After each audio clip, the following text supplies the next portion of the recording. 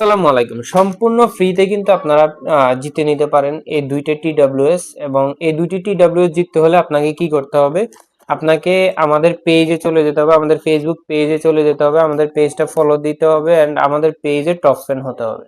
So আমাদের পেজে top fan হতে হলে আপনাকে কি করতে হবে? আমাদের পেজের পোস্টে লাইক, কমেন্ট অ্যান্ড শেয়ার করতে হবে। তবে পেজটা তো অবশ্যই ফলো দিয়ে রাখতে হবে।